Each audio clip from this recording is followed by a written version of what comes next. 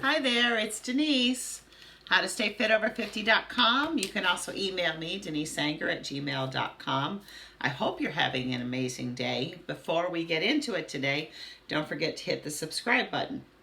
So, today we're going to talk about, I'm going to roll it back, okay, to what happens immediately after the hysterectomy. All right, for me, I unfortunately was not able to have the laparoscopic procedure. So for me, I was literally cut from hip to hip. That was the only way they could get my uterus out. My uterus was enlarged due to fibroids and cysts. I had cysts on my ovaries. And every other month, basically, I would end up on the couch in such severe pain because when you menstruate, it's supposed to come out, but because I had all these fibroid tumors and cysts inside my uterus, it was holding everything in and then it would break loose. I ended up in the hospital twice because 2 times I didn't know if I was having an appendicitis. Now let me put this in perspective for you. I birthed both my daughters natural, no drugs. Okay? As a woman, any of you that have gone through labor, you know that's painful. I have a high tolerance for pain. This was something that I couldn't deal with any longer because it was affecting my lifestyle. So that's the first thing. If you've been putting off this having a hysterectomy for whatever reason, I personally wish I hadn't held off as long as I did. I didn't have mine till I was 53 years old. I, in my brain, was thinking, okay, I'm going to be going into menopause, so let me just roll on into menopause and not have to worry about it. Well, that started at roughly 49 or 50. 3 years later, at 53, I was still having a monthly. I'm talking a regular, on the money, 28 days period every single month. When it got to the point that every other month, though, I was losing quality of life because I was stuck on the couch, that's when I decided, okay, this is obviously not going to roll into menopause easily. I'm going to have a hysterectomy. So what happens immediately after the hysterectomy? Well, you're still in the hospital. For me, I was in the hospital 2 full days. 2 full nights, I should say. 3 days, 2 full nights. The 3rd day I was able to go home. They had me on a morphine button for pain the first, I want to say, I don't think it was full 24 hours after the surgery, but probably the first 8 to 16 hours after surgery. So I'd hit that button. When I was awake, I told my husband, there's no reason for you to even hang here with me because I'm sleeping. I'm obviously going to sleep this off. Actually, the anesthesia probably affected me worse than the actual hysterectomy itself. I was not in any pain, of course, due to that. I think it's morphine, the morphine pump. Then they took me off of that the next day and put me on Percocet, pain pills, in that evening. I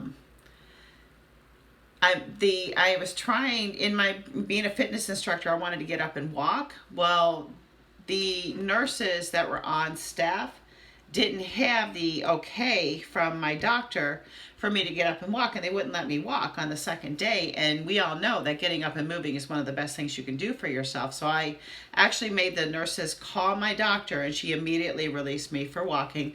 So I started doing laps around the floor. They were slow. They were very slow, but I started doing that and immediately started feeling better. Went home the next day, still on the Percocet. They gave me Percocet for 7 days. And probably for days 3, which I would have been released, and days 4, maybe day 5, I kind of did keep it kind of easy. And what I want to mention to you is the Percocet does make you feel better than you are.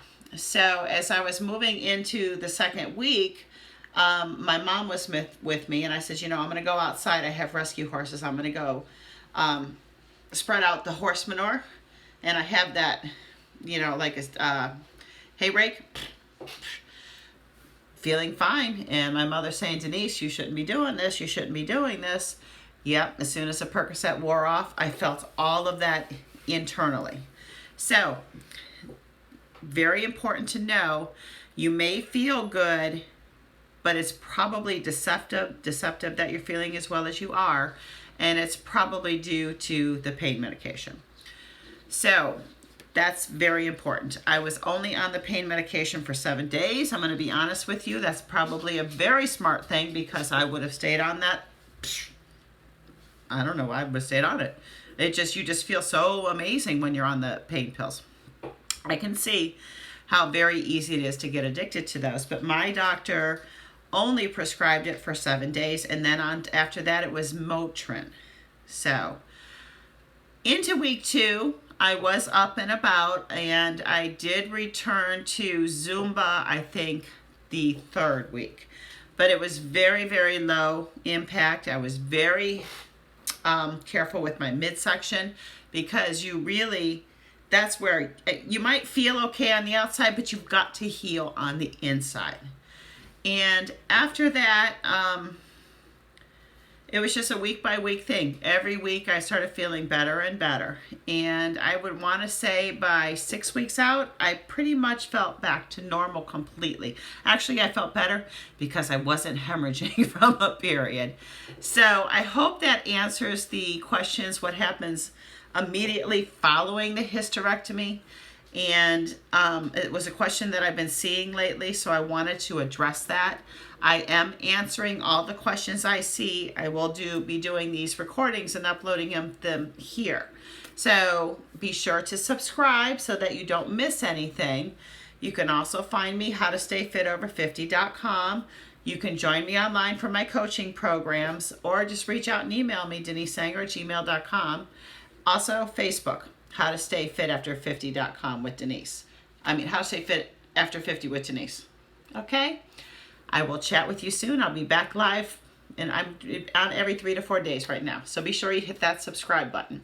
Chat soon. Have a wonderful day. Bye.